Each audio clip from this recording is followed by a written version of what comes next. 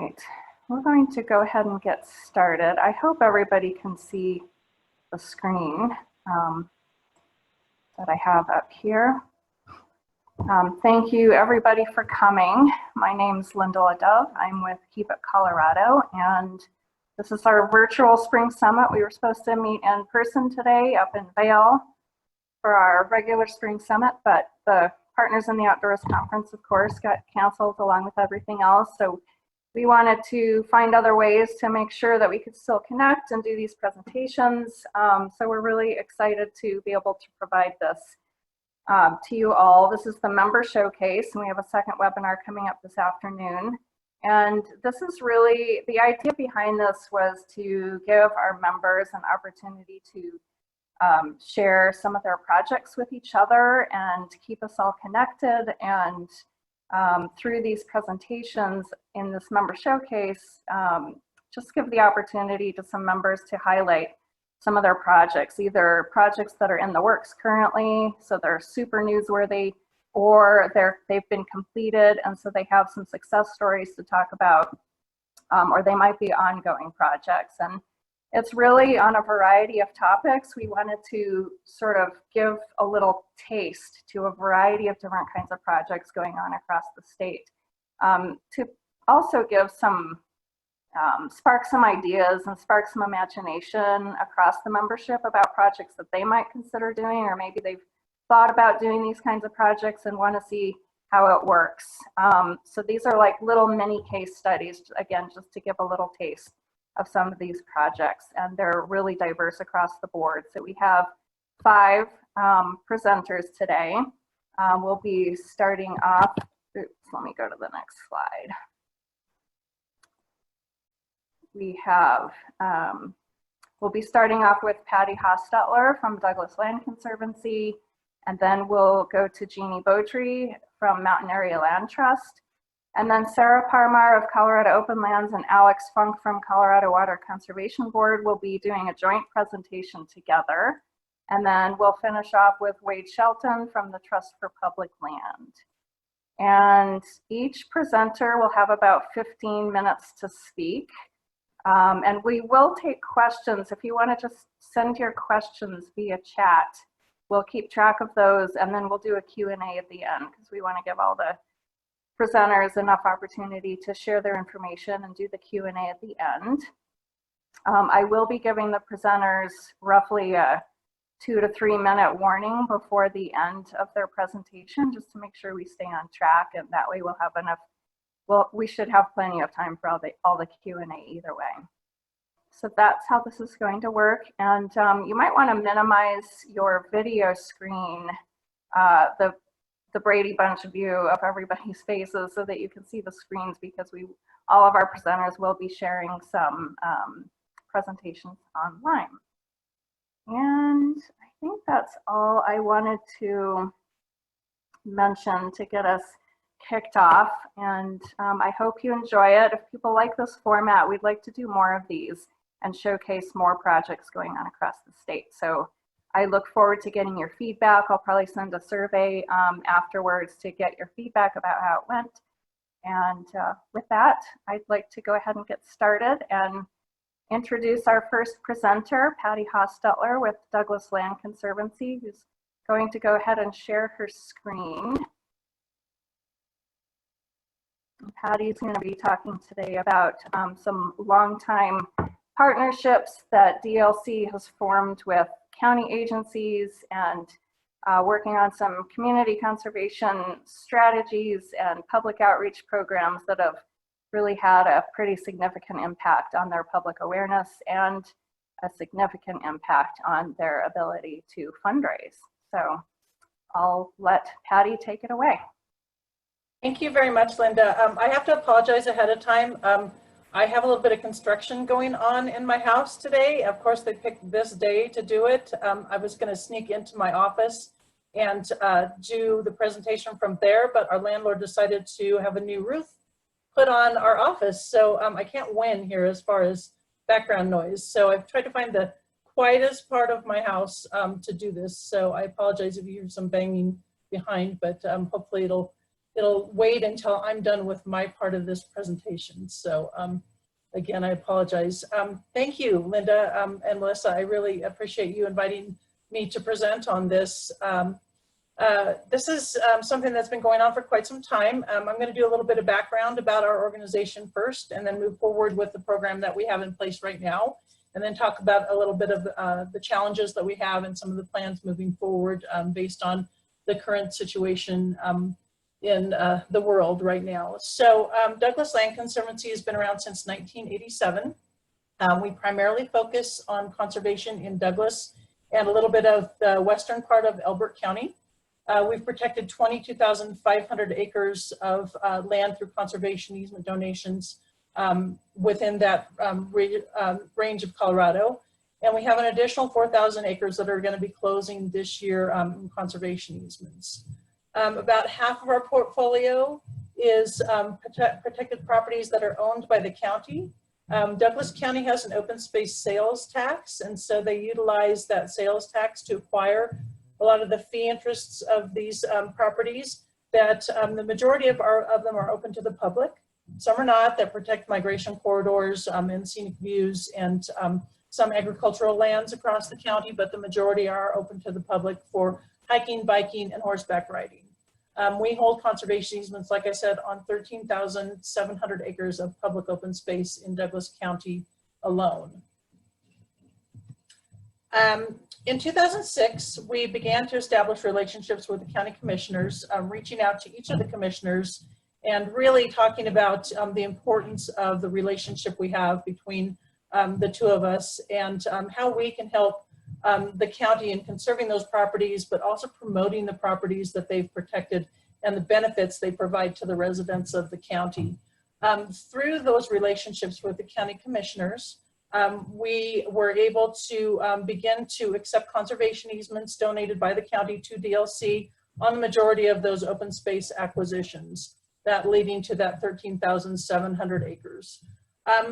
In doing so, we really realized that there is an importance in more than just the relationship of holding the conservation easements on those properties, but establishing a relationship with the open space department and also being able to promote to the public the importance of that partnership together as to the benefits that that provides to the public through public access. You know, and not only that, but the wildlife habitat and viewscape, scenic viewscape corridors and agricultural properties that are protected throughout the county as well. And so it was really important to us to be able to teach every single person that enjoys these properties from a recreational standpoint or from a viewscape standpoint or just a wildlife watching standpoint that there's a partnership there that's going on. And so the county has the ability to acquire some of these lands through the open space sales tax, but they also have protected those lands for future generations to enjoy through the partnership they have with Douglas Land Conservancy. And so that's where we began to develop a plan in 2013 to raise more awareness about that partnership, working closely with the county commissioners and county open space departments, both from a county level, a county standpoint to a town standpoint, to come up with some programs that get people out on the open space, not just hiking by themselves, but hiking in groups, giving us the ability to educate those hikers on the importance of the partnership, what that partnership means, what a conservation easement is, and how these properties are protected, and how that benefits them and their recreational experience. And so we started with the County Open Space Department. They have one in Douglas County Natural Resource Specialist that does, excuse me, several different guided hike type activities and field trips and things like that, but they really don't have the capacity to do a larger scale type of outreach program like this. And so that's where we came to the county and said, hey, you know, we can take some of that off your shoulders. We can try to build this community and also promote the protection of the open spaces that everyone uses on a daily basis, a weekly or monthly basis. And so that basically was the beginning of this outreach program that we wanted to put in place, which the county was really excited about. They didn't have the ability at the time to reach out and create and establish any kind of guided hikes or educational presentations and things like that to really promote this partnership. And so that's where we came into play to try to be able to take this off their shoulders and do that for them.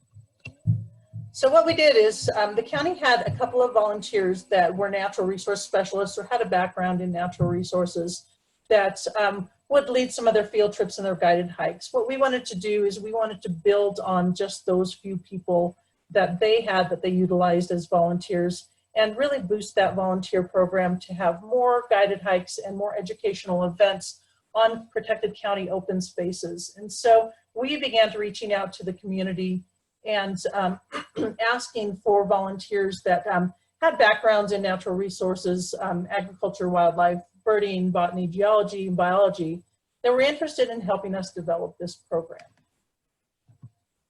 So once we had a few of those people in place that were eager to volunteer to lead some of these hikes, we began reaching out to the community, encouraging them to join some of our email lists and through social media, and inviting them to some guided hikes that were established on open spaces that were protected by DLC, but the county owned.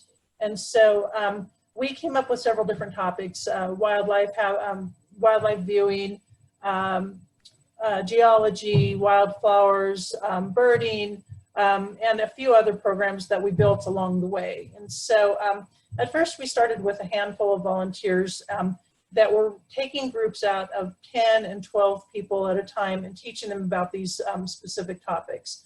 We set up a special database where people could register for these events and or hikes, and then we would set them up with different guides and different topics and take them out. And so a typical day for instance, a wildflower hike would look like this. We would promote to our email list and then to social media the opportunity for people to sign up to come and join a hike.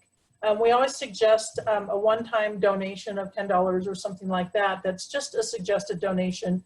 The county was in support of doing something like that. And once those people register, then we group them into groups. Typically what we have right now is, for instance, for wildflower hike, we may have 4 guides set up in 4 different areas on one open space, and they allow for up to 15 people per each group. We typically have the registration open a week ahead of time, and what happens is that all of those guides and their groups fill up probably within 2 hours time once we start promoting that. They're that popular. So we can easily fill 60 spots for a guided hike like this on one given day within a couple of hours time once we open these up. They're very, very, very popular in our community. And so so we've developed, several of those throughout the years and increased that program substantially as far as volunteers are concerned over the last several years, so we could actually boost the amount of participation on some of these guided hikes and activities. The next thing that we did once we had that volunteer base is we reached out to the local government, the town of Castle Rock, for instance, and put together some programs that were more family friendly. We were seeing that we had a lot of retired individuals and things and people like that were joining some of these guided hikes. There were people with small children that maybe couldn't attend some of these things because of that, or the hikes maybe were too long, or the topics were something that they really couldn't relate to from a family standpoint. And so really what we're trying to do is educate families that are moving into the area of the importance of open space, sorry for the banging, and encourage them to learn more about these properties that are protected, that are right in their backyard, and the benefits they provide from so many different levels. And so reaching out to the town of Castle Rock, the town of Castle Rock has a great park system, and so we've been able to embrace that park system and the amphitheater system to offer some family-friendly activities in partnering with some other nonprofits such as Nature's Educators. We do with the town of Castle Rock at their outdoor amphitheater something that's called Raptors Over the Rock, where we partner with Nature's Educators. They bring in all of the native raptors that they have that they use for educational purposes. This usually draws between 300 and 400 people to this event. Another great way to reach the community and again encourage support of the land trust, but support of the town's parks, structures, and the wildlife habitat that's protected within our county. Another thing that we've partnered on as far as outreach is concerned is with the towns of Castle Rock, any of our conservation easements that we have in place on public properties. We began looking into doing some interpretive signage. Again, realizing that most people don't understand that that open space that they access all the time is protected by a conservation easement that we hold, and therefore supporting something that they enjoy going forward. And so this is an example of one of the interpretive signs that we created in partnership with the town of Castle Rock that really explains the history of the protection of the property and why that's there. There's actually 3 signs on this property. The first one is about the open space. The next one is who lives here, and the next one is what grows here. So it really covers a broad range of educational information about that protected property. And so we were able to secure grant funding to help fund the interpretive signage for this property through our outreach grant program. This is another example. This is another one of the outreach events that we do with the town of Castle Rock. This is called Batty About Castle Rock. We brought in a bat rehabilitator as well as nature's educators, and we're able to educate the public about the importance of the protection of habitat for bats as well as some of the other animals that live in this area. Again, sorry for the pounding. This is the amphitheater and the example of the amphitheater that we hold most of those events with the town of Castle Rock. So a broad range of our events are, are just getting people outside, teaching people about the partnership between the county and Douglas Land Conservancy. We were able to partner with the county to come up with kind of a joint logo that promotes and protects Douglas County's open spaces. And so anything that we promote that way as far as those guided hike programs are marketed basically with this logo. And I'm so sorry.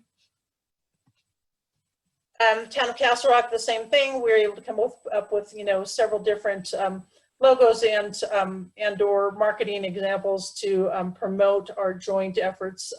This is a cleanup day that we did a couple of years ago. Again, something that's very popular and fills up very quickly. And we have a lot of new people that come to these every time we promote them, which is great. We have about 4,000 people that have joined our mailing list in the last 2 years. And so they're on our email list. They get first choice of any of these hikes that we promote. And so that list is constantly growing. After an event is promoted, we will further promote that on social media, encourage people to join that email list. So we have a better way of reaching them from a broader range of activities that way rather than just social media. This is our May birding hike that we do. It's become very, very popular. We've done this for the last 6 years. We usually have about 100 people that attend this hike. So we divide them up into several different groups. And this is something that's become very well known in the birding community across the Front Range because we have a wide range of birds that are identified and logged in through Cornell through this birding activity. And so this is a great opportunity that we have each year. We're actually taking this program remotely. And so knowing that we probably can't get outside during this time of year because of everything that's going on in the world right now, we are doing a Birding 101 virtual class. And then we will go out and do the actual field work at a later date. And so again, this gives us the opportunity to keep going with some of these outdoor activities and kind of postpone the outdoor portion of it, but continue with the classroom and the learning part of that, and to continue to be able to reach the community with these activities, even though we probably can't be together for a while now. Again, sorry to interrupt. You have a couple minutes left. Thank you very much. Again, some of the things that we do, wildlife habitat, wildflowers, and then some of the things for people that can't hike, we do some nature sketching. And we have volunteer, that's all volunteer run as well. We do a senior community outreach, and this is reaching out to the senior living facilities where we have a lot of our longtime donors that now live. And so getting them out on field trips, but also having some of those longtime donors that live there help support and present some of these events for us has been great. One of the other things that we're doing now is our night sky viewing series at Sandstone Ranch, which is new in 2019 and very, very popular. One of the darkest areas of the county because of conservation in that area. And then a few other things, hop hunting. We have native hops that we collect, and then we partner with a local brewery to brew those native hops. And that brings in a lot of different residents to participate in that. And then that leads into our volunteers. And so we have a volunteer naturalist program that we partner with the county on to be able to educate and orient and train all of our volunteers that want to lead hikes. So they have to go through that naturalist program before they can lead a hike for us. So we make sure that everyone is well equipped to lead a hike for us in partnership with the county. We also offer first aid training as well as part of that naturalist program. We have, in last year, we had 3,000 volunteer hours, which equated to $84,000 for us, which is huge because we're a staff of 3 people. And so the outcome was 100% increase in volunteers over the last 2 years. We've topped over 100 volunteers for our organization. We received $10,000 in grant funding for the last 2 years each year for the programs. We have a wonderful relationship with the town and county open space departments and elected officials because it's promoting something that they support. And then most importantly for us, we've seen a 75% increase in charitable contributions since 2017 because of this program. And so it's been very, very successful. There are some challenges to it. You know, each time we have new county officials that are elected into office, our challenge becomes even greater. But we try to be a little bit proactive on that. So that in a nutshell, and again, of course, the pounding is done. So that is our program altogether. So thank you. Thank you, Patty. Appreciate that. That's and no worries on the pounding. It was probably louder for you than it was for us. Thank you. All right, so I'll go ahead and move along to our next presenter, Jeanne Beaudry with Mountain Area Land Trust. And Jeanne is going to be talking about some of the intersections between land and water and highlighting a baseline inventory that she did, or that MALT did, in a really unique partnership with University of Denver. And it's all about water quality. And she recently shared her results with landowners, so I know she's pretty excited to tell you all about that and what that reception has been. And just a quick reminder to keep your questions coming via chat. Thank you so much for contributing those, and we'll get to those at the end. So with that, I'll hand it over to Jeanne. Good morning, everyone. Just wanted to thank you for joining us this morning, and thank you to Melissa and Linda for putting this together. And my name is Jeanne Beaudry, and I'm the Executive Director of Mountain Area Land Trust. And this project was not only conducted by me, but also several staff at MALT, as we refer to it. We're also involved. Dylan Sonderman, the Land and Water Conservation Specialist, and Lynn Caligiri actually was responsible for writing some of the grants. So I want to give a shout out to them too. This was a really interesting, this is one of those stories that you never know where you're going to get a call out of the blue that completely changes your direction and scope and what your focus is. And so I'd like to share that story with you this morning. This was a collaboration between the Mountain Area Land Trust, University of Denver, our private property landowners, and also we received support from the Gates Family Foundation in South Park National Heritage Area.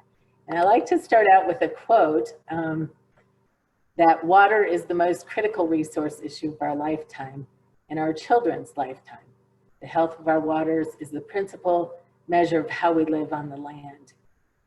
And this is, land and water are very much connected together. And often, I think when we conserve land, we obtain a baseline report about the current conditions on that property. And we inventory plants, we inventory the animals, geology, and water sources. And often with water sources, we talk about the quantity. We say, oh, there's a river that flows through the property. The CFS is 3 CFS or whatever it is. Or maybe there's a spring or 2, or there's a pond. But we very rarely do not assess the quality of the water at the time that we put the conservation easement on the land. And our premise is that we're learning that maybe we should consider adding a water quality component to our baseline reports. Since water is so critical, and assessing this at the time of conveyance may become even more critical over time. And so I'd like to share with you how this kind of got on our radar screen.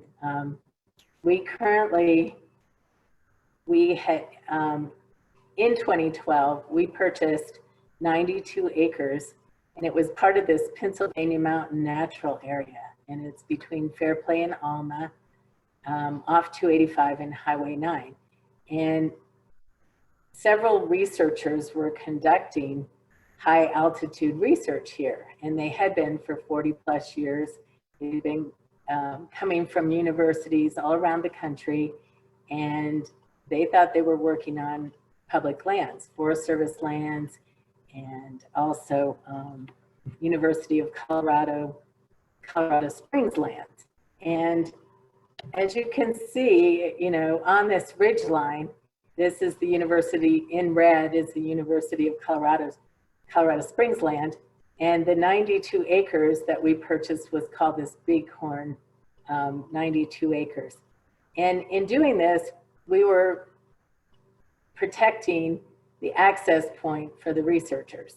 So long story short, this property extended down, as you can see, it extended down here into the drainage, which is known as the Pennsylvania Creek drainage.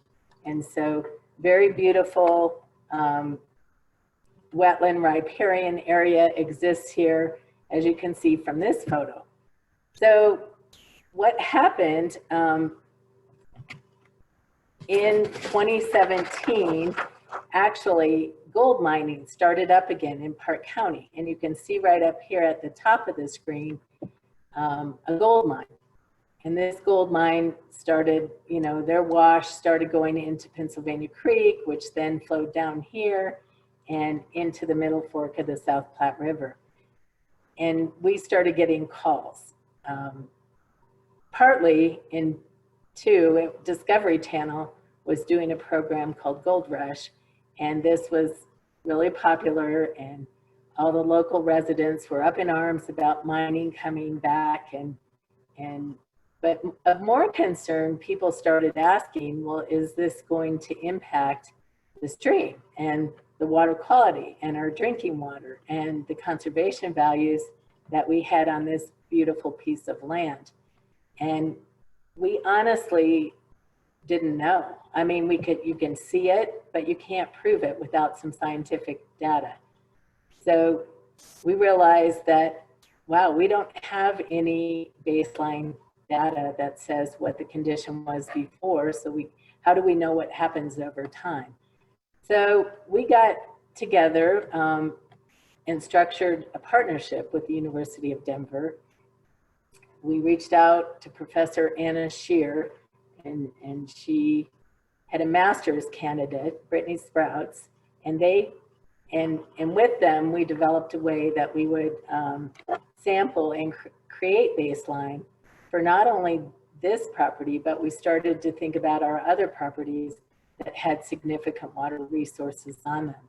And we thought, well, we should look at that across all of our 6 counties and determine where we do have significant water resources and maybe establish some baseline information. So Brittany and Anna, they also had some additional undergraduate students that participated in this project. Samples were collected, Dylan was out with them and basically, you know, showed them where the properties were. He reached out to different property owners and got permission. So, and landowners became very interested in this. They were like, oh, we'd like to know what our water quality is on our property. And that way, if something happens above them or a neighbor does something or the county or who knows who, they would have some proof and over time that, wow, this did impact their property. It did impact the conservation values. So University of Denver provided 9 months of the students' stipends and the laboratory space and supplies. And then Mountain Area Land Trust provided 3 months of student stipends and some of the research projects too. And we not only did sampling on Pennsylvania Creek, but we sampled on this site at the Middle Fork of the South Platte River. And then we have acquired some additional property on the next drainage over, which is called Sacramento Creek. And we established a sampling site there. And on Sacramento Creek, there has been no mining that has taken place. So we have a good control and we will be able to assess what's going on with Pennsylvania Creek. So the way that they determined to sample the health was using the IBI score, which is aquatic insects, basically gathering them in a kick net and bringing them back to the lab and using EPA guidelines for this. Here you can see Brittany, she was collecting a sample on a malt conserved property. I'm sure Dylan was the one that was taking the photo here. And then you can see some of the aquatic insects that were sampled and photos of them there.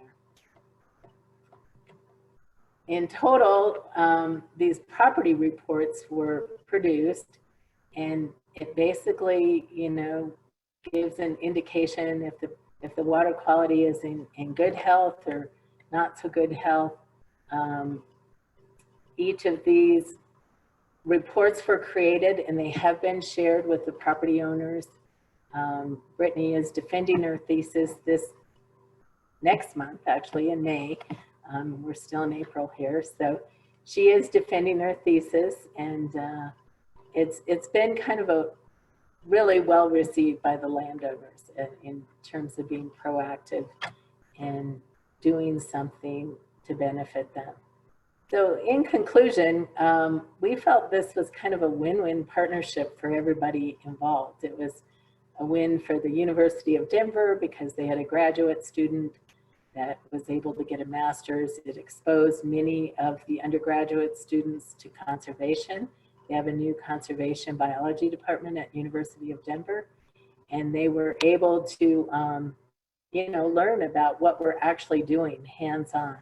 It was a win for us because now we have baseline information that we will repeat in 2 to 3 years and compare the results and see what is happening on the land and with the water quality.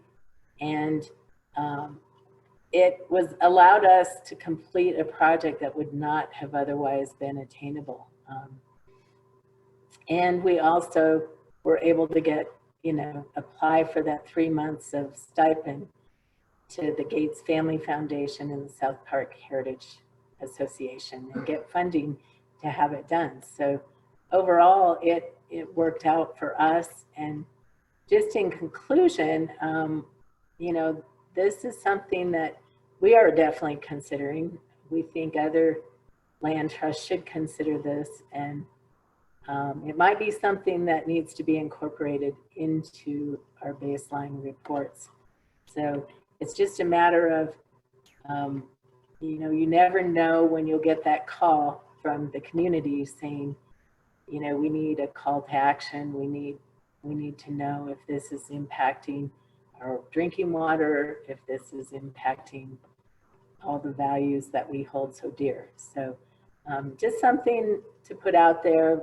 We're really happy with with the different relationships it has allowed us to have with both the university and you know, students and hands-on experience, and also with landowners.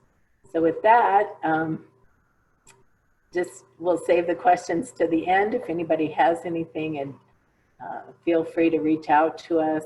And again, you know, it was just a great project, and I want to give a shout out to the staff that was involved with this at Malt. So thank you.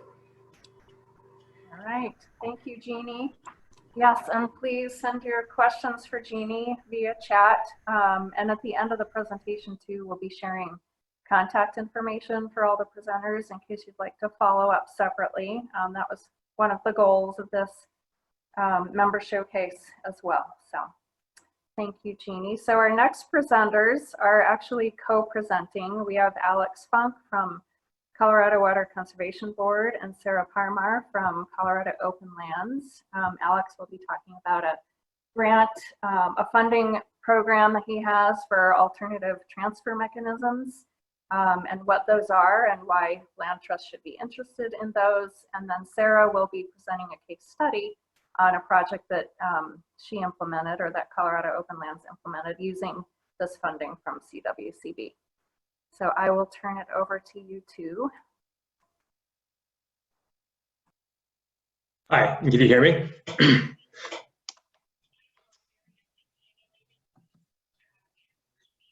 Yes, we can hear you. Great. Hi, yes, I'm Alex Funk, and today I'm going to talk a little bit about the Colorado Water Conservation Board's Alternative Transfer Methods program, and how this relates to land conservation in Colorado, and sort of, you know, how water assets and protection thereof is a really kind of unique challenge here in this state, an opportunity to partner with land trusts on this issue. For those of you that aren't familiar with the Colorado Water Conservation Board, we are a state agency that leads water policy and planning efforts here in the Colorado, and we're located under the Department of Natural Resources. So just a little bit of a background. I think many of us on the phone understand that, you know, irrigated agriculture and agriculture is a critical economic driver for the state, supporting a significant number of jobs, as well as, you know, kind of remaining an economic backbone for many rural areas in the state. Working farms and ranches also provide, you know, pretty critical, important ecosystem services, everything from wildlife habitat to potential carbon sequestration. And, you know, there is a lot of support, you know, in the public in terms of, you know, kind of protecting these spaces to help preserve some of these ecosystem services as sort of a cultural identity to Colorado. And, you know, we're also seeing a lot of interest in, you know, particularly in urban areas, you know, more connections with local food and connections with their producers. So I think there's a kind of this growing interest and support for, you know, kind of working to preserve working farms and ranches here in the state. With that in mind, you know, there are some really serious challenges facing agriculture in Colorado. And one of those is that there has been a significant loss in irrigated acreage in Colorado, particularly along the Front Range and the northeastern parts of the state, where we're kind of seeing rapid development and urbanization. And so, you know, over time from, you know, 1997 to 2017, there was roughly a 22% drop in farmland. And then, you know, as these maps sort of show, you know, we've seen pretty significant losses in irrigated acreage in Colorado due to a number of factors. But one of those factors is sort of a unique issue to Colorado, and that is what we kind of colloquially call buy and dry. And so buy and dry is sort of the result of a process that, you know, largely kind of falls under our state's system for allocating water rights. So, you I think most of us know that we are in a prior appropriation system as a Western state, meaning that, water is applied to a beneficial use, and in terms of when there is a shortage, the water is basically, sort of allocated in a way that goes to the most senior uses, so sort of who kind of got to it first or put it to use first. Another sort of unique aspect to the prior appropriation system is that you can change a water right to different uses. And so what that sort of sets up is a scenario that, agriculture was one of the first users in the state, therefore they have very senior and valuable water rights, whereas municipalities, industry, environmental and recreational flows, all those have much more junior rights, and therefore in years of shortage are kind of looking for supplies to firm up their supply. And so one of the strategies that has been used for numbers of years is to transfer water from agriculture to these new uses. Now, under a traditional transfer, that does require that the original use is ceased. So essentially, you need to dry up that irrigated field permanently to avoid any sort of injury or changes to the system under that change of use. So that results in some pretty significant impacts to sort of areas where these transfers are originating and that are dependent on agriculture. And so, in long term, we kind of see population growth, increasing demand, decreasing supply due to climate change as a sort of a pressure on existing ag water resources. And so there has been some statewide planning to this effect, and some previous reports have found that upwards of 700,000 acres could potentially come out of production due to urbanization and buy and dry in Colorado. So just to provide some examples of this, and probably the most well-known example of buy and dry in Colorado is Crowley County, which is located in the southeast portion of the state in the Arkansas Basin.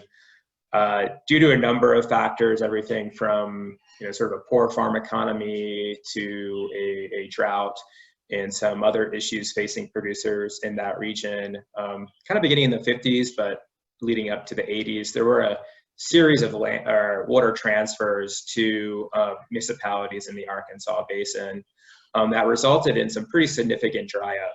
And so, Crowley County alone lost roughly 92% of its irrigated acreage, and that has resulted in a steep decline in population, a number of businesses leaving the area, and a loss in property taxes for local government services. And so, sort of with that backdrop, there have been sort of ongoing discussions, and then kind of leading up to the development of the Colorado Water Plan, that there was clearly a desire to support alternatives to these buy and dry practices as a way to sort of minimize socioeconomic impacts related to those types of transfers. And so there was an executive order directing our agency to develop the state water plan. And for those of you that aren't familiar with the Colorado Water Plan, it's essentially a roadmap for how the state is going to work towards addressing different water resources challenges. And there's a whole section on alternative transfer methods and ways to sort of meet growing water needs, but to do so through, sort of ways that can benefit agriculture. And then it sets this goal of achieving 50,000 acre feet through voluntary ATM projects by 2030. So with all that kind of background, you might be wondering, what is an ATM? And sort of the way that we sort of think about it is that there are sort of roughly two main components to an ATM. There is your ag water supply method and your water transfer method.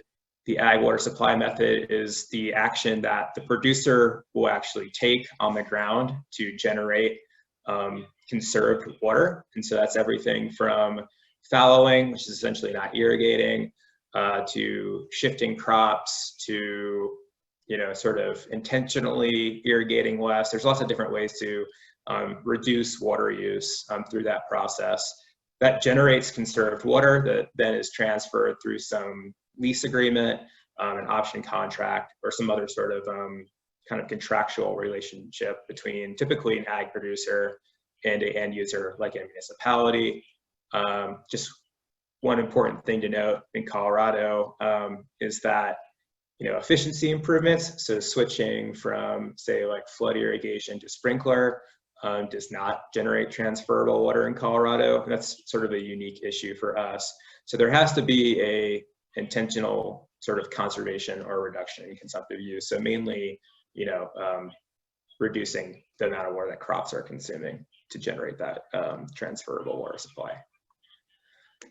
And this slide is basically just showing that, ATMs, while initially developed to address this municipal buy and dry issue, have been developed in other parts of the state to address different water resource challenges. So on the western slope, ATMs have been developed to address compact compliance issues in terms of, sort of meeting interstate water sharing obligations.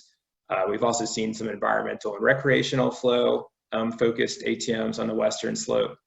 And then in places like the Rio Grande that are facing groundwater sustainability issues, there are actually some ATMs in development that are being worked on to address those concerns as well. So all this is to say that ATMs are sort of like a Swiss Army knife.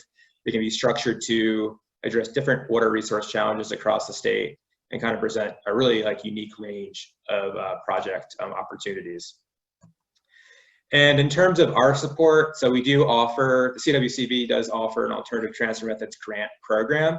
This was set up in 2007 to encourage the development of ATM projects. We have supported roughly 40 projects to date. This graph is basically just showing that when that program was set up, we were focused more on the sort of studying the ATM potential and kind of learning more about how these projects might work in Colorado. But more recently, we have shifted to more pilot projects. So actually working with on-the-ground partners to fund transfer projects. And with that, we'll turn it over to Sarah, who's going to talk about one of those pilots. Great, thanks. Let's see, could Linda, get control of the screen so I can share my PowerPoint? Yes, you should have control of it. There should be at the bottom of the screen a share function. Great, thank you. Yep. Just took a second. Sorry about that. Great. Well, hello, everybody. I know I really miss seeing everyone in person, but I also feel like the webinar is kind of the great equalizer. So nobody has to incur travel costs or anything like that. So everyone can participate that has an internet connection. So I want to talk a little bit about a project that Colorado Open Lands completed using the ATM funding pool that Alex just spoke about. But before we dive into a specific project, I just wanted to talk a little bit about why Colorado Open Lands was kind of started down this path. So just a little bit of background. I think most of you are familiar with us, but Colorado Open Lands holds about 480 conservation easements on a little over 550,000 acres around the state.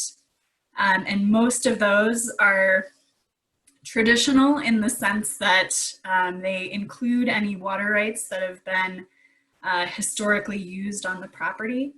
And in most cases had specified that water must be kept in that historical use. And as we began to really understand issues related to water across the basin, many of the things that Alex touched on, but particularly as we began to work more in the South Platte Basin, northeast of Denver, we began to realize what a challenge it would be not only to be able to compete with municipalities, so to speak. The value of water rights on the Front Range is just astronomical. So there was an article in the Denver Post about 2 years ago about a 160-acre farm that ended up selling in total for $8 million. $5 million of that value was in the water rights alone. And ultimately, the property was essentially divided. There were two separate purchasers at auction. There was somebody who bought the land, and there was an entity who bought the water. And that's increasingly happening, and just a really good illustration, I think, of what Alex spoke to as being a key issue in that particular water basin. So there's no way that if we continued to place conservation easements on properties as usual, that we could compete for the value of those water rights with farmers. And we certainly couldn't stop the pace either. So we started to look at things a little bit differently and really realize just how much emphasis within the water plan there is on water rights being able to meet so many different needs for the future. And there's really increasing pressure on every single drop of water to do multiple things, you know, to continue to provide our local food, to provide clean drinking water, to provide wildlife habitat, to provide recreational opportunities. All of these things are continuing to grow as our state grows.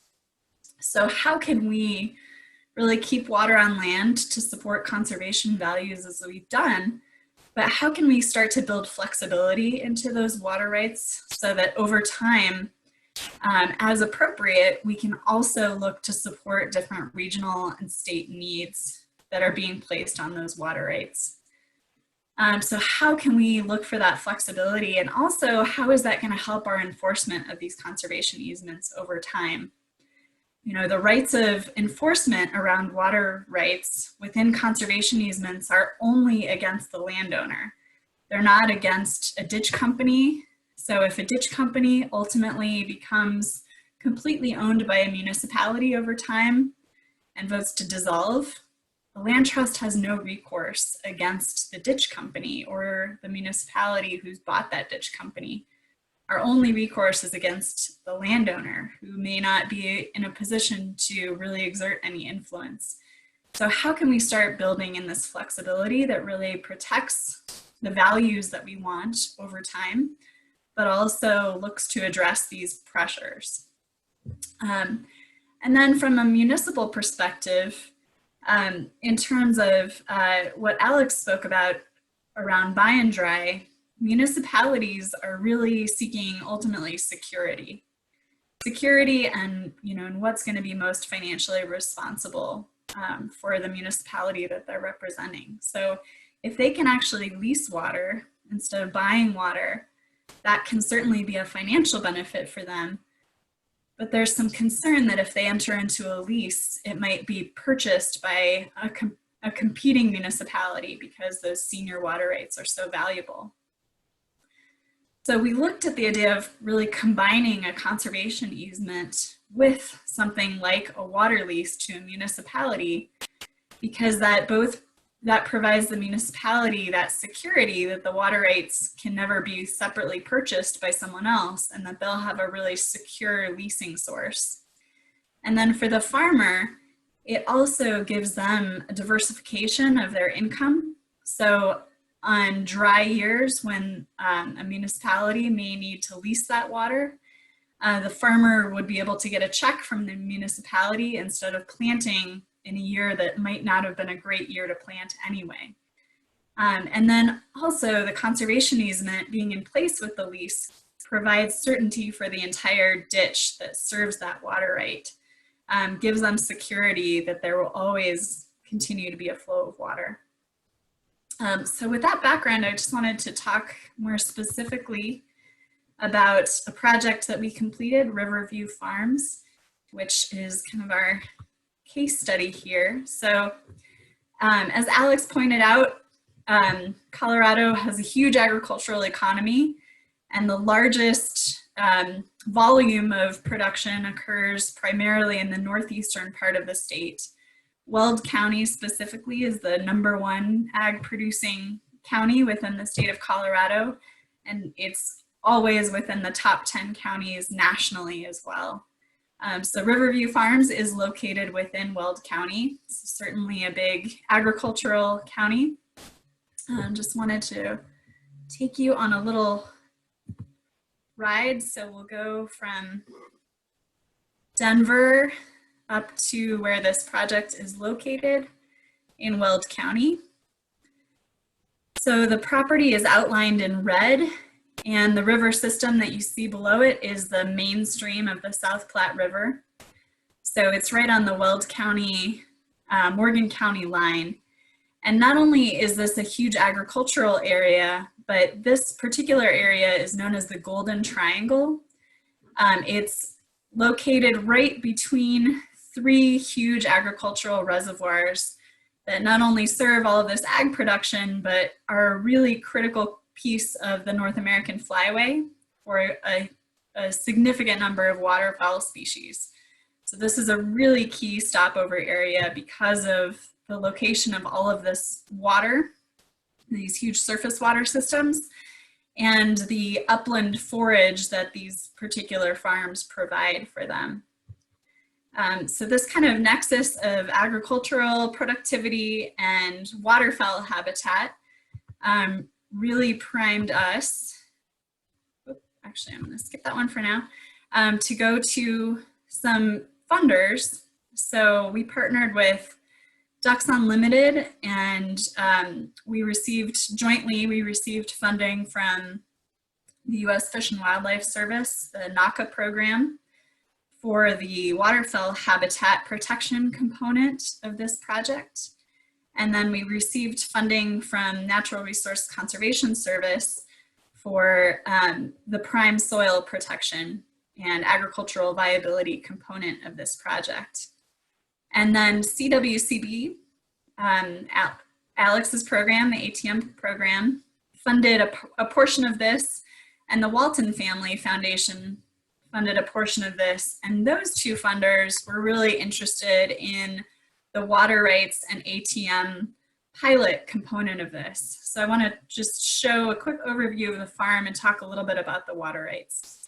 So the black outline is the farm, and the blue are the circles that have historically been irrigated. And as you can see, just to the north, adjacent to this farm, was another farm that actually was purchased by the city of Castle Rock. So down in Patti's territory, the city of Castle Rock is really dependent on groundwater to supply their needs. And they realize that that is a finite source. And so they are very aggressively trying to purchase surface water rights to develop a more secure supply of water for their citizens. And so you can see that that search led them all the way up to northeastern Weld County. And if you are looking at transferring water rights, changing water rights across the mountains, it's really important that a specific delivery mechanism be identified. But if you are already on the Front Range, if you're looking at purchasing surface water rights on the Front Range, there are a lot of creative ways that municipalities can move water, and it doesn't necessarily have to actually move through a pipeline. In this case, the city of Castle Rock would essentially be moving paper water rights by keeping water in the ground in one place, or being able to replace diversions to the South Platte in one place, and therefore be able to pump wells in another part of the basin. So I think the really fascinating thing to me in learning more through this whole process has just been that it's really hard to identify threats to water rights just from a mapping perspective. So with land use change, we can look at different models, we can look at, we can really see the change happening over time. But pressure on water rights, the Front Range is kind of like, it's almost like there's invisible straws that are extending out to parts of rural Colorado and pulling those water rights without necessarily producing a visible change until that water is actually dried from those farms. So in this case, there was there was a clear threat to the water rights, but also that meant that there was a real value to those water rights because of that threat. So we were able to secure funding with this kind of really beneficial package that brought together all of the different interests. And we not only sought funding for the conservation easement, but also to actually help the farmer negotiate a lease and ultimately change their water rights, which we're still in the process of. But the first step of that was really the left side of the diagram that Alex showed, which was figuring out, what are the best options going to be for this farmer to produce leasable water that are also going to ensure that the conservation values are protected on this property. So we looked at rotational fallowing, we looked at deficit irrigation, which is essentially to apply less water throughout the year, or to actually change the type of crop. So this farmer currently does a mix, but often a lot of corn. So we looked at changing to something like sorghum, which it requires less water and would certainly keep the soil structure in place. And with any of the options, what we built into our language and what NRCS approved in order to keep that agricultural viability and keep that soil health was to require that a cover crop be put in place, even if there was fallowing of one of the circles. And then what we're currently doing really is talking with different municipal interests about what their lease of the water would actually look like. So building out the pricing structure, the timing structure, how the water would be delivered, kind of all of those pieces, helping the farmer kind of work through those in a way that also, again, protects the interests of the conservation easement. And then we are ultimately going to figure out, depending on who the municipal lessee ends up being, whether we have to change go to water court to change the use of those water rights. But if that happens, we have funding secured through the Walton Family Foundation that would actually help pay for those change costs, because those are a huge barrier to these ATM leasing agreements, because it's not cheap to go to water court, as many of you know. And one of the challenges is who should bear that cost. If municipalities are looking for savings when they lease, they don't necessarily want to bear that full cost, but it's a huge amount of risk to put on an individual farmer as well to go through that kind of change case. So I think that this is where we could really demonstrate our value as a conservation partner in bringing that type of funding to the table.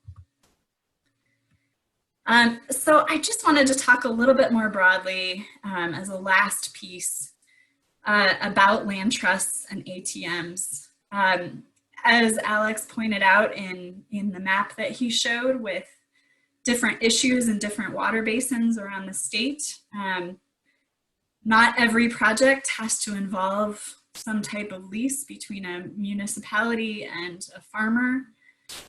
We're also involved with Wright and CWCB, again, through this ATM funding, in trying to find solutions for farmers in the San Luis Valley looking at groundwater issues.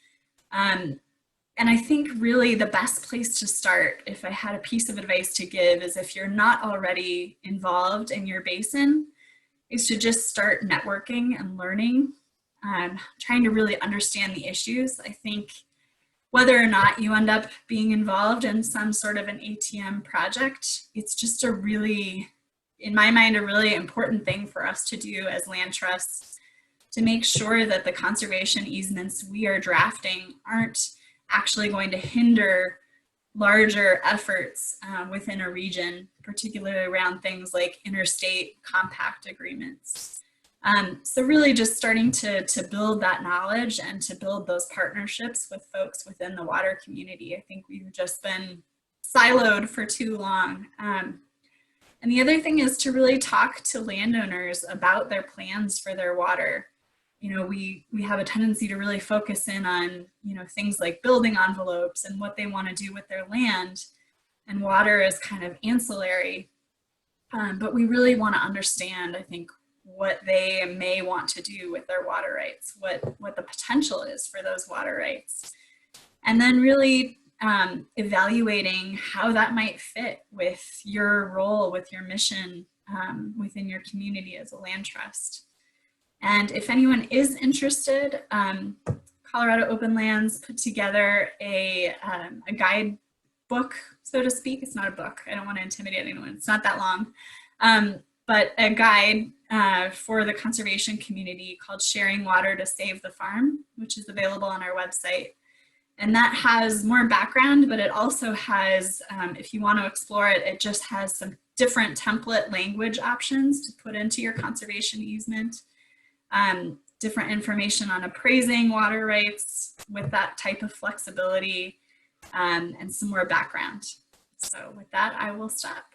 Thank you so much. Thank you, Sarah and Alex.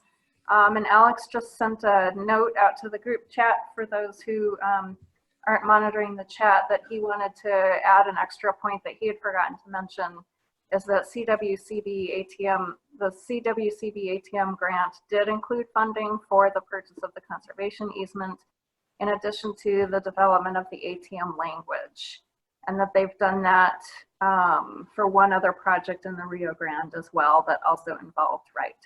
So thank you so much to both of you. And please continue sending your questions via chat. We're seeing a few of those come through. And our final presenter is Wade Shelton from the Trust for Public Land. And he will, one of the things that we wanted to have presented today was a complicated deal that got done. And so Wade will be talking about probably a fairly complex deal with the Fisher's Peak completion, which is super newsworthy. And he'll talk about that process and what was involved. And I know he's probably going to lament not being able to celebrate Fisher's Peak right now, and but we all have something to look forward to when we're able to get out into the world again. So with that, I'll hand it over to Wade. Thank you, Linda. My name is Wade Shelton. I'm a senior project manager with the Colorado Office of the Trust for Public Land, and I'm presenting today on Fisher's Peak State Park. And an opportunity to grow, to conserve Trinidad's past and grow its future. So first, I want to, I'm not going to bury the lead. I'm going to announce that we did, the Trust for Public Land and the Nature Conservancy did sell Fisher's Peak to Colorado Parks and Wildlife on April 2nd.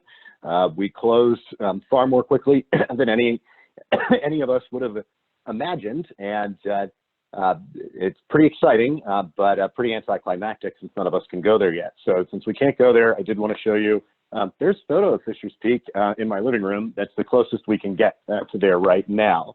So I'll talk today just about how this project came together, how we were able to get it closed, so quickly. That would have been challenging without the coronavirus pandemic, but then also what it took to get this one done and keep it moving when we're all sheltering in place. So I'll get right to it.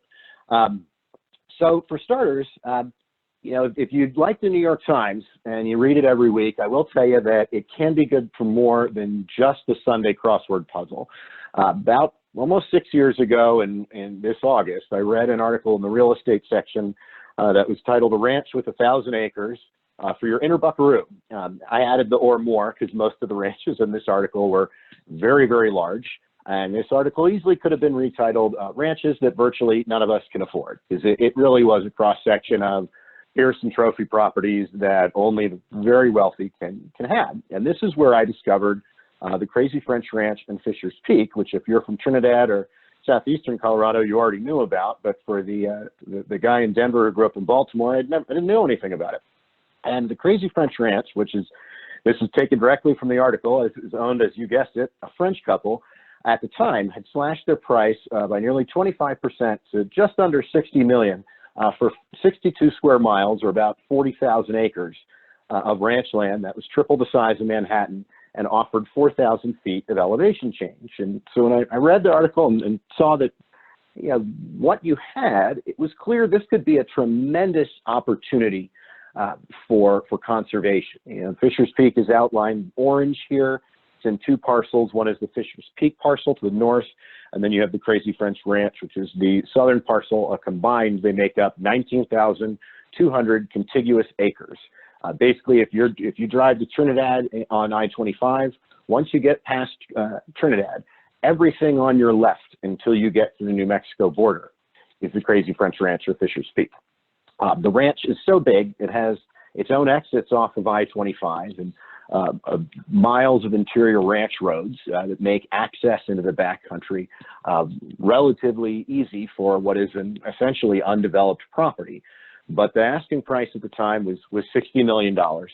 Roughly half the ranch was more of, I'd say, traditional Eastern Plains ranch land that's still valuable, but not something as unique or as attractive as Fisher's Peak and the main ranch piece by Trinidad. And it was, so I was able to get out, meet the broker, tour the property, hike to the top of the peak, and I was sold right away. But it was clear this was way too big for the Trust for Public Land to potentially tackle on our own. And I knew that southeastern Colorado had traditionally been a focus area for the Nature Conservancy. So I reached out to Matt Moorhead, and we talked about it, and we agreed that this could be a really good opportunity for both our organizations to pursue together because it was so big. It'd be better to have two big partners rather than try and go it alone, especially at that asking price.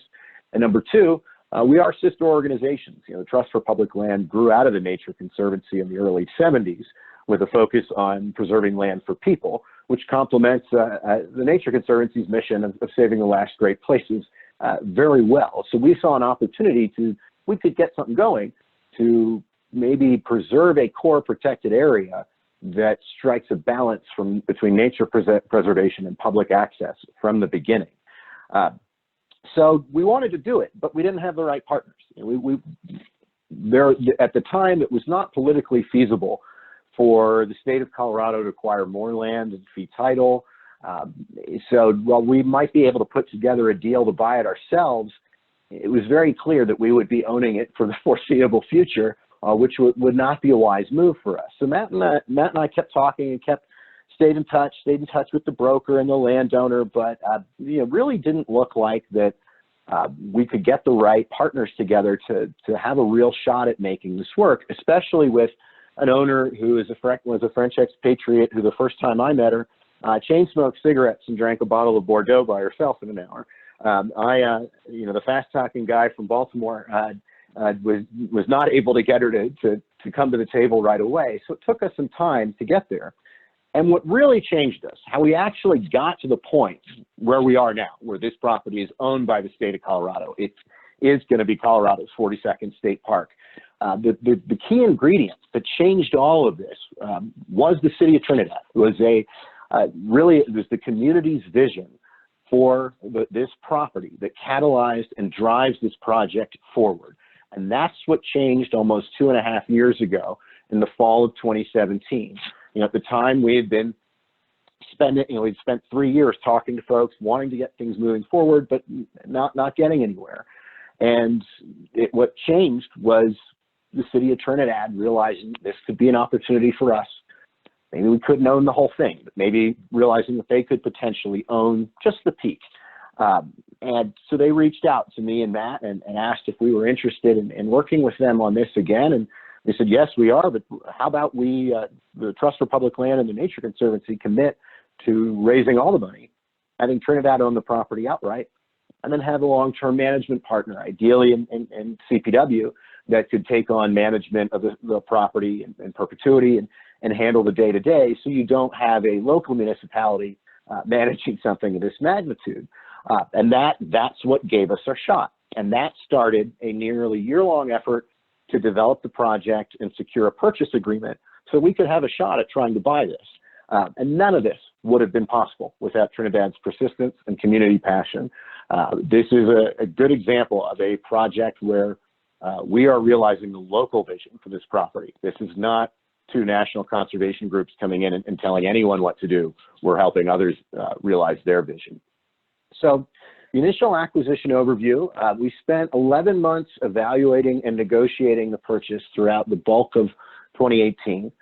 We were able to secure $7.5 million from GOCO through their Protect initiative and $7 million from CPW in 2018 as well, giving us the confidence to take the risk. This was not even close to what we would need to buy the property in full, but it was enough to give us confidence that we could finance a significant amount of the purchase and take some risk.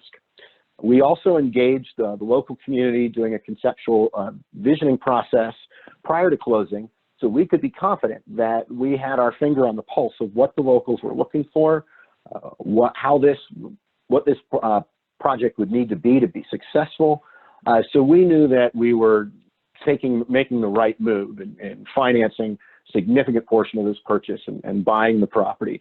This is similar to the approach TPL takes in urban settings, where we, will do some community engagement, do a community visioning process to make sure that we're doing the right thing.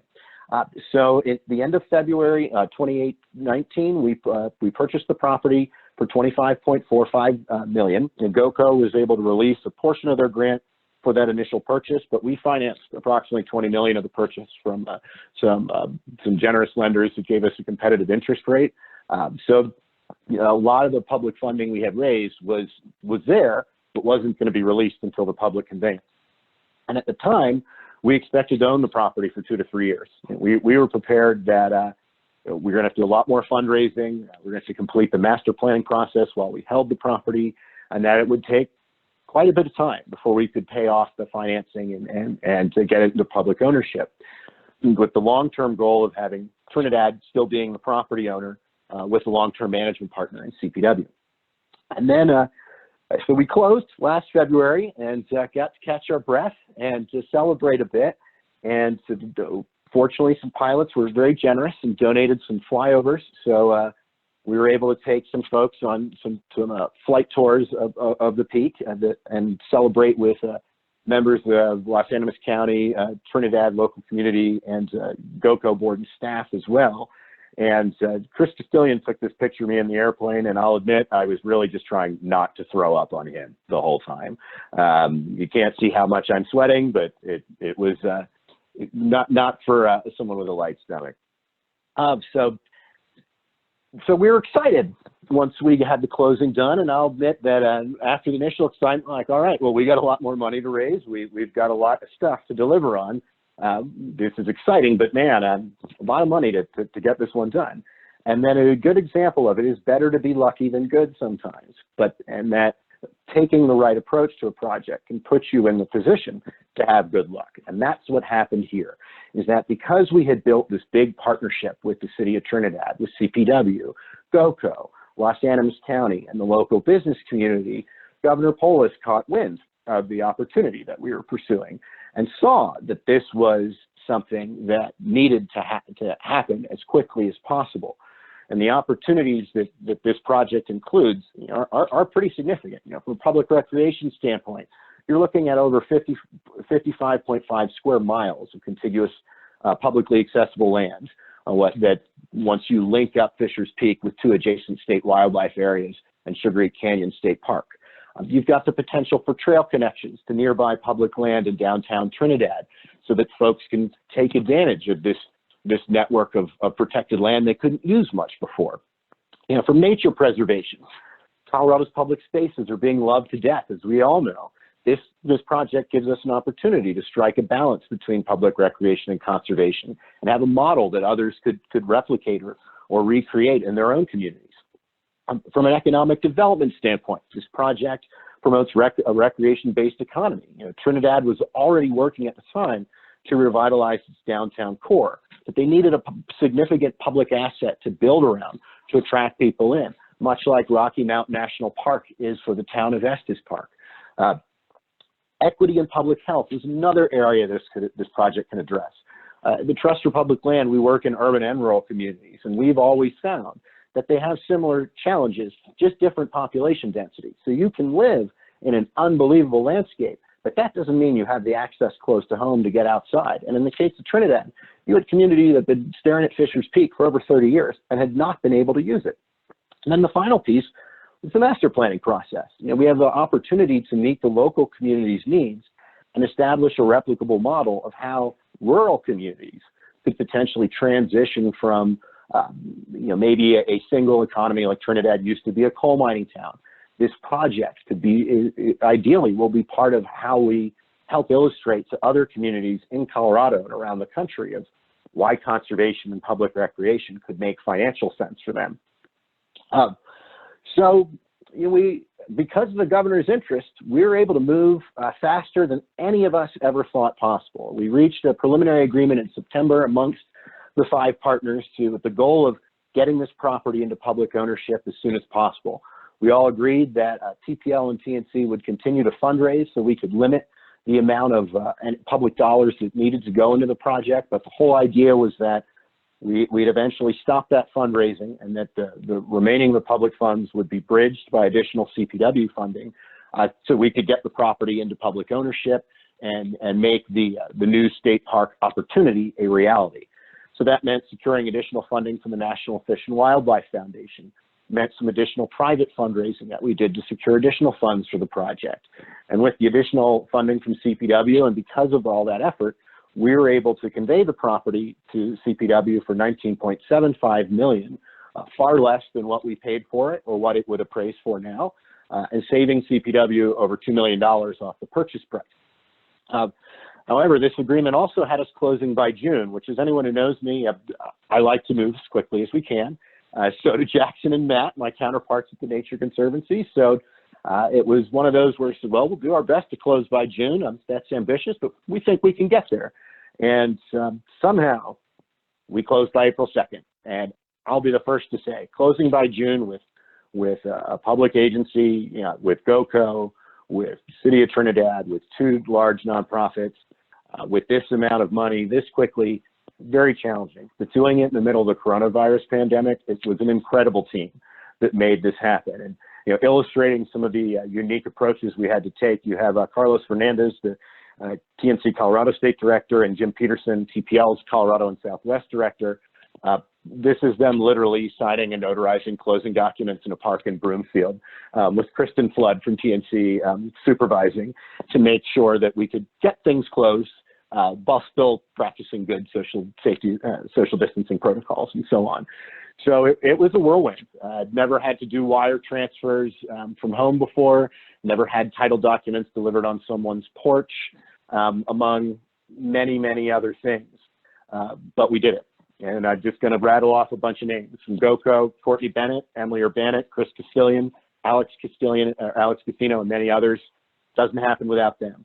CPW: Amanda Mims, Courtney Wright, Kim Rogers, Brett Ackerman, Crystal Dreiling, Mike Torrio, Jim Behill, Brad Henley, Dan Prenslow, Doug Vilsack, and anyone else I'm forgetting, because CPW was amazing.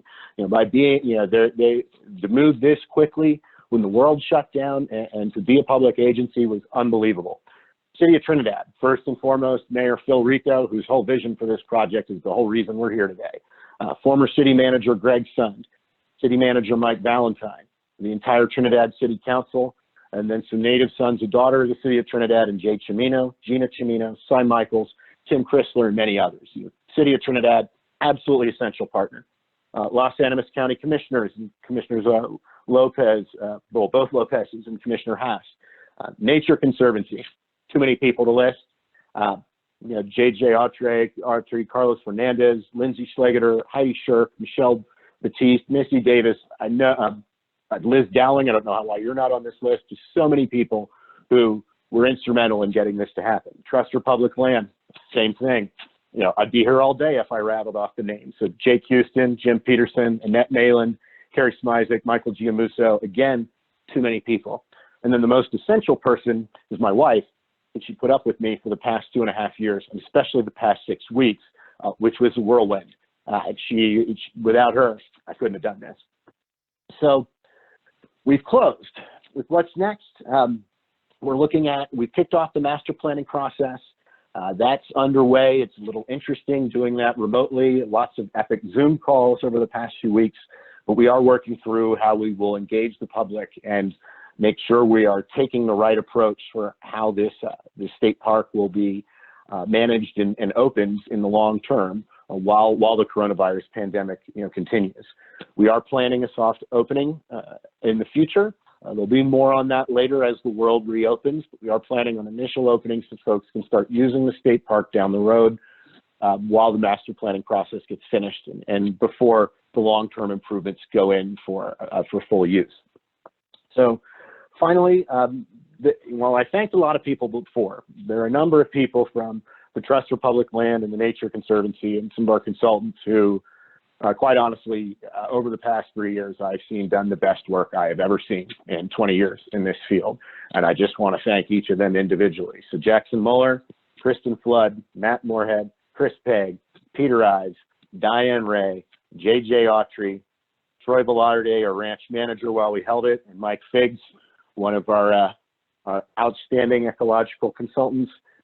All you guys did an amazing job, and just as easily, any one of them could have presented on this today, because this was a team effort. This was not me.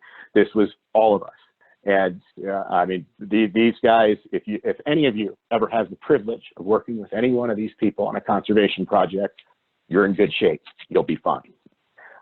And feel free to also quote us if you're having a tough deal. We learned to remind ourselves that this isn't rocket surgery. It'll be okay. And I will conclude with this. Those of you who have had the dubious honor of working with me know that my passion for conservation can get the best of me. And I can lay it on thick and trade in hyperbole pretty badly if I don't watch it. And one of the more funny moments of me doing that would have been on the GoCo tour. It's literally about 2 years ago when we were finishing up lunch. We were finishing up the end of the tour, and I knew I had to make a couple comments, before we hopped back in the trucks and went back down the trail. And I literally thought to myself, don't say something over the top like you usually do. And then what comes out of my mouth? We are walking in the footsteps of Teddy Roosevelt. Well, I can't hear you all laughing right now, but I really hope you're all cracking up at me right now, because the whole crowd, GoCo board, staff, TPL staff and board members, TNC staff and board members, local elected officials, everybody had a really good laugh at me that day, and they should have. But as Matt and Jackson and I have admitted to each other over the course of this project, and right as the closing happened, looking back on it, as ridiculous as that statement was, it's true. We don't live in the world that Teddy Roosevelt did, and what it takes to do this kind of work is very hard. It is very challenging. It takes big partnerships and a lot of teamwork and different people leading at different times. But it is what we are all doing right now. We are all walking in the footsteps of Teddy Roosevelt. So keep it up. Thank you. Thank you, Wade. That was an awesome grand finale with some inspiring words and a great presentation of a very complicated deal that was successful. So thank you for sharing that. No problem. Thank you. So we have gotten quite a few questions. Thank you all for sending those over via chat. Continue to please send questions. I'm going to hand it over to Melissa to facilitate the Q&A period. Thanks, Linda. I'm going to just start from the top, and I will let people know who the question is for. So the first one is for Patti. Do you ask participants to sign a liability release? Do you enter the information from those release forms to your donor database? Great question. The answer is yes. Each one of our participants is asked prior to actually showing up at the event to complete a liability release form and bring that with them. We do log that all into our system, and then we turn over the originals to the county to keep on file, but we also log them into our database. We also require each one of the hikers to complete an emergency contact card that they keep on them at all times during each one of the hikes, because we know that those liability release forms are probably in somebody else's backpack if we need to access them quickly for that information. And so we're well covered from both angles, and also have that secured and stored in an area where we can access them off-site if we need to down the road. Great, thank you. The next question is for Jeannie. Are there any plans to potentially coordinate with Denver Water or other utilities with potential for source water protection projects? Currently, we do not have any plans to do that, but it's a great suggestion, and we'll look into it. It makes a lot of sense. Thank you.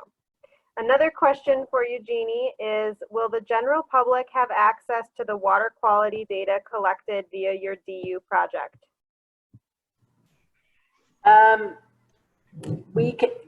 Anybody is welcome to reach out to us. We have the water quality sampling data. A couple of the sites were, water quality sampling sites that were in the state's database. So some of those will be, but quite a few of them were private property owners. So we would have to get permission to share those. Great, thank you. And the next one is for Sarah. Would the resulting decree in the contemplated change of use be for ag and municipal or industrial?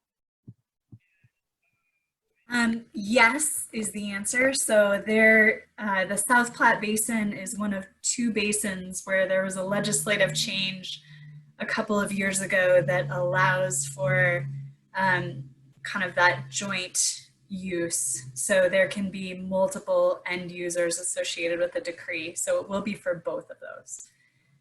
And I should add, I may be stepping into a later question, but what the conservation easement does that we are utilizing and what we're suggesting is that the conservation easement would prevent any sale of the water rights off of the property. So the water rights could never be sold or permanently separated from the land, but they could be leased. And there are certain sidebars on that leasing, but that leasing could be perpetual.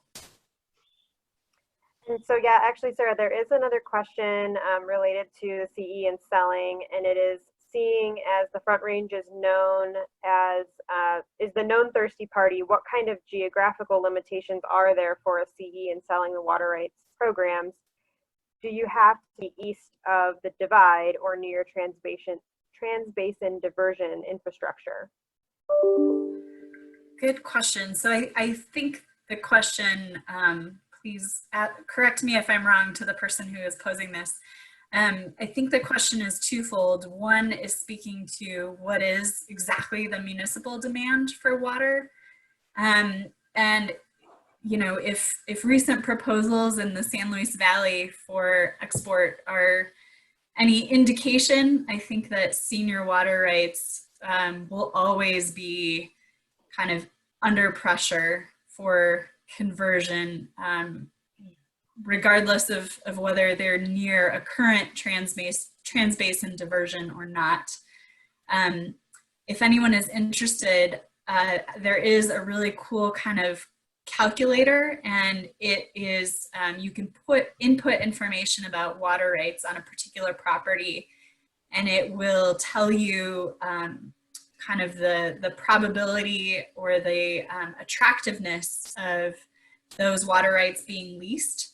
But that essentially translates into the attractiveness of those water rights to be purchased by a municipality or some other user as well. So if anyone is interested, it's a good way to kind of explore how threatened your water rights might be from a conversion standpoint. And then from a protection standpoint, again, we would be limiting, we would be totally taking the sale of water off of the table within our conservation easements and allowing for the lease of those water rights. In this case, we're only looking at municipalities that are within the same basin.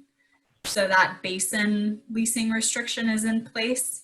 And the same would be true for conservation easements that we're exploring or that we're actively working on within the San Luis Valley. Some of those we're trying to add in a lot of flexibility in terms of the groundwater management. So we're allowing for lots of flexibility for ag to ag leasing in that case, but we may preclude any kind of municipal leasing. So I think it really depends on the water right and on the context of that community. But there are ways to allow for leasing, but also put important important restrictions in place, whether that's related to the conservation values or whether that's related to kind of the social dynamic that you're working within. Great, thanks, Sarah. This question is for you and us at Keep It Colorado. Are there state legislative changes that could further promote ATMs, for example, to simplify needed water court decree changes? And I'll let you answer first if you have thoughts on that. Yeah, actually, I'll probably turn this over to Alex. We have looked at this from the conservation easement enabling statute side of things. So as part of the guide that we did a couple of years ago,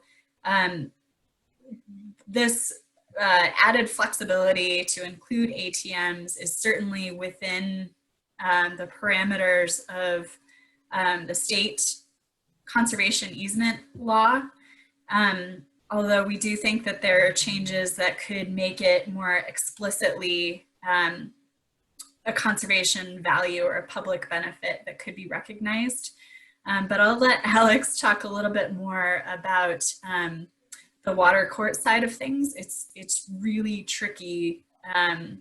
You get a lot of opponents when you talk about changing our current water court process. Yeah, and I'll just, because it's basically, yeah, the water court process can be fairly expensive. So one of the things that the state has done over the past few years is basically try to create some administrative options where, you know, if your ATM project meets certain criteria, you can fall under these kind of streamlined approval projects that can get approved through the Department of Natural Resources. You know, those typically have to have some like stipulation that it's like a 3 and 10 year lease where you're only leasing the water 3 out of that 10-year period. And so if you fall under those, we have created some new options. I would say like moving forward, you know, some of the tricky issues, I think the biggest issue remains the funding concept that Sarah touched on. I mean, especially on the Front Range, these properties can be so expensive.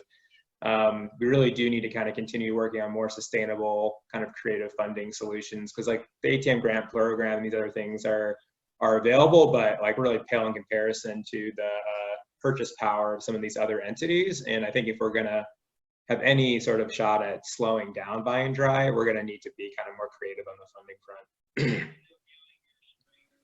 Thank you both. And just speaking, this is Melissa again from Keep It Colorado. From that perspective, to directly answer the question about legislative changes, I think I would say kind of, you know, similar to what Sarah said, maybe, but it's a very tricky situation and it's a lot more complex than, you know, the land trust community or the conservation community going in and seeking a change to our conservation easement enabling statute. So, but potentially, and I think something that we'll continue to evaluate as we look to get more land trusts involved in projects like this, and to Alex's point, finding the right funding to back where the sort of tricky, challenging parts are about the work.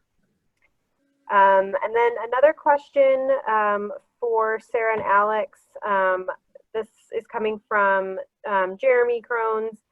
I have a local landowner who is interested in conserving their property, but they are being advised by a broker to sell their water rights to the greater Colorado River.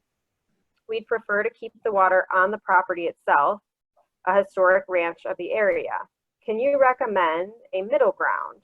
Is your recent conservation easement ATM project in Weld an example of such an arrangement of finding that middle ground?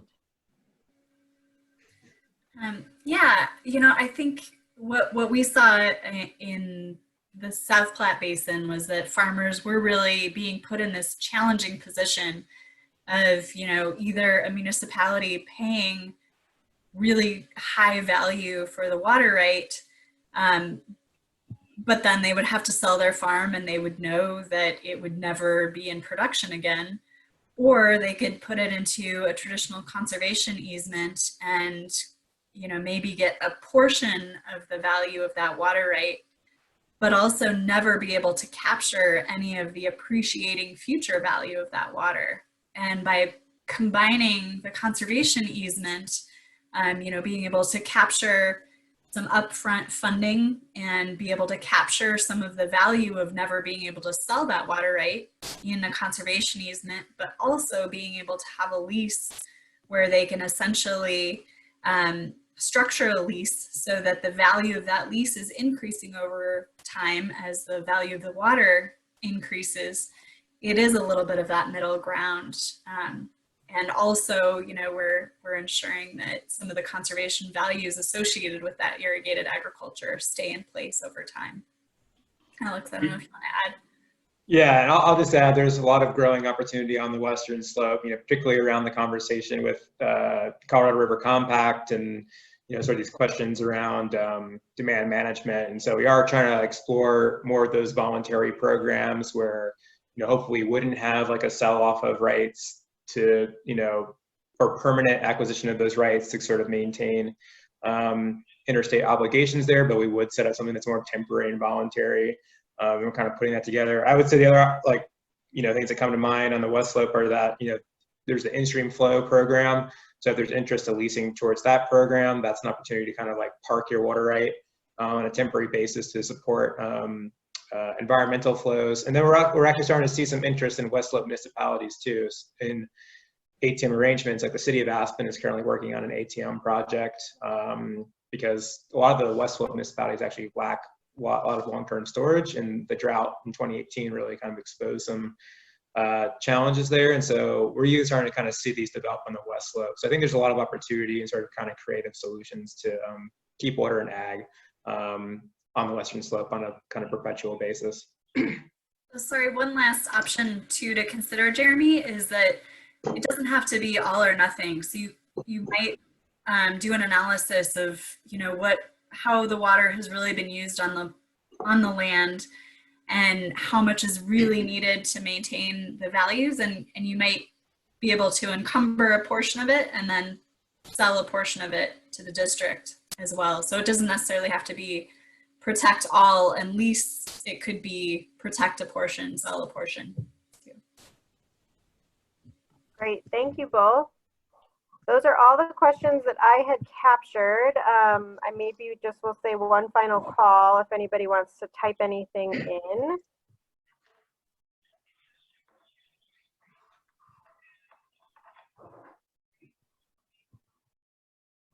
Not seeing anything else, so I will turn it back over to you, Linda, and just keep an eye on the box in case anybody has any final questions. Great.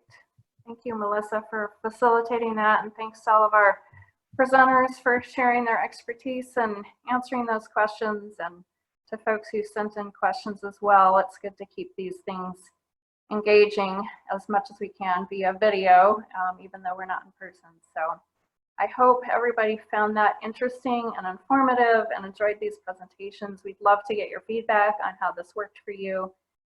We'll be sending out links to a recording of the entire webinar, as well as the presentation materials from all the presenters, so you can all have access to that. Please feel free to share them with your staff members, your board members, whoever might be interested. And then we're doing a second webinar this afternoon at 2 o'clock on creative approaches to community conservation. So a lot of you are registered for that one as well, and it's not too late to register if you haven't already. So if you're interested, I can send out the link for that. I think that's about it. One final question, Linda. It's for Sarah. Where can we find the water calculator you spoke of? I did not think to grab it, but I'd be happy to send you the link, and I can, if you're comfortable sharing that, I'd be happy to send that out. Yeah, we're going to have some follow-up documentation that Linda will be sending out. So if you can just email that to her, she can get it to the rest of the group. Thank you both. Absolutely. Yeah, I'll share that out. Well, that's great. We're actually ending early, so it's awesome. Everybody can go grab lunch, and thank you so much for coming. look for those links from me soon, as well as a short survey to send us your feedback. So thanks again to all of our presenters. We'll give them a little, we can all clap silently in our homes. And thank you all. Thank you.